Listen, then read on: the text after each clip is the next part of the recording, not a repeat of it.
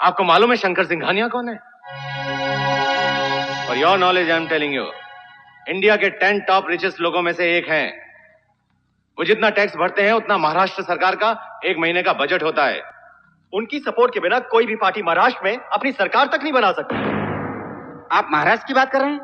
अरे शंकर साहब चाहें तो 24 घंटे के अंदर अंदर केंद्र सरकार का तख्ता भी पलट सकते हैं। आप जानते हैं उन्होंने स्टेट के लिए क्या क्या किया है? स्कूल्स, कॉलेजेस बनवाए हैं, हॉस्पिटल्स बनवाए हैं, हर कम्युनिटी के लिए कुछ ना कुछ किया है। इसीलिए लोग उन्हें इतना चाहते हैं। आप समझ लीजिए, एक तरह से उनकी पूजा करते हैं वो।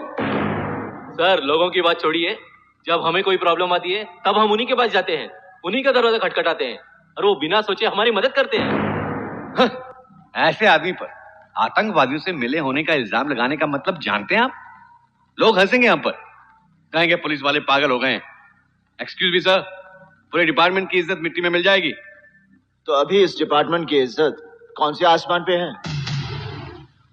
बेइज्जती उसकी होती है जिसकी कोई इज्जत हो। हम लोग अच्छी तरह से जानते हैं कि जनता पुलिस डिपार्टमेंट के बारे में कैसी कैसी बातें करती है। गुंडों से ज्यादा अच्छी इमेज नहीं है हमारी। अगर किसी गरीब आदमी की जेब कट जाए और गलती से वो थाने में रिपोर्ट लिखाने आ जाए तो उसके साथ ऐसा सलूक किया जाता है जैसे वो खुद एक मुजरिम हो। तुम्हारी जेब कहां कटी? क्या वक्त था? तुम वहां पर क्या कर रहे थे? तुम्हारी जेब में पैसे कितने थे? अरे तुम्हारे पास इतने पैसे कहां से आए? अनाप शनाप सवाल पूछकर उस बेचारे की बोलती बंद कर देते हैं और फिर उसे कहते हैं जाओ 5 ठंडा लेकर आओ और कुछ सिगरेट भी लाना। मजबूरन उस आदमी को जाना पड़ता है और उसके जाते ही सब लोग आपस में ये बातें करते हैं कि उस इलाके का जेब का तरह कौन है? पांडू? अरे नहीं, पांडू तो गाँव गया हुआ है। राजू ने काटी होगी तो राजू को बुलाया जाता है, उसे अरेस्ट नहीं किया जाता बल्कि उससे अपना हिस्सा लिया जाता है। और ऐसा करने से हमारे पुलिस डिपार्टमेंट की इज्जत बहुत बढ़ जाती है। सुबह ऑफिस जाने की जल्दी में कोई स्कूटर वाला गलती से सिग्नल से As an architecture student here at my थोड़ा आगे निकल जाए तो कयामत आ जाती है। स्कूटर साइड में लगाओ, लाइसेंस दिखाओ। तुम्हारे स्कूटर की लाइट जलती है? हवा है टायर में? पेट्रोल है? ऐसे पूछताछ करते हैं जैसे वो बेचारा सिग्नल नहीं बॉर्डर क्रॉस करने की कोशिश कर रहा हो।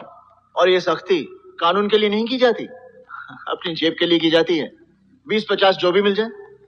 और ऐसा करने से हमारे डिपार्टमेंट की इज्जत बहुत बढ़ जाती है।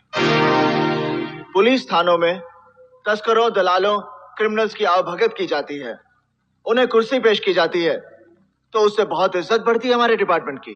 हर उम्र की रहा है तो इसके जिम्मेदार हम हैं। चरस गांजे की तस्करी करने वाला आज हथियारों की तस्करी कर रहा है तो इसके जिम्मेदार हम हैं।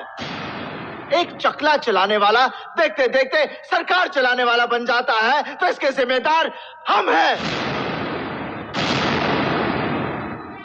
हर महीने की पहली तारीख को हम लोग तनख्वाह लेने पहुंच जाते हैं, लेकिन वो पैसे आते कहां से हैं? सरकार से, मिनिस्टर या एमएलए से? नहीं, वो पैसे जनता के हैं, उस जनता के जिसके साथ हम लोग तमीज से बात भी नहीं करते। जनता ने देश की हिफाजत के लिए बॉर्डर पर जवानों को रखा है और समाज की हिफाजत के लिए हमें।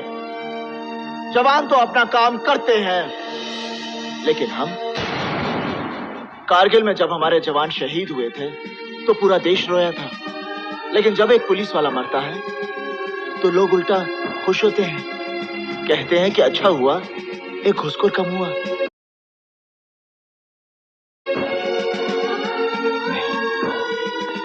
हमें ये सिचुएशन बदलनी है, अपनी इमेज बदलनी है ताकि लोग भी हमारे बारे में कुछ अच्छा कहें। और ये सब पुलिस स्टेशन में मंदिर बना डालने से या दीवारों पर अच्छी अच्छी लाइन लिख डालने से नहीं होगा। हमें कुछ करना होगा। मुजरिमों को इस वर्दी की ताकत बतानी होगी, चाहे वो छोटा मोटा पॉकेटमार हो या असरदार और अमीर शंकर सिंघानिया हो। तभी जाकर ये जनता हमसे जुड़ेगी और हमारी इज्जत करेगी।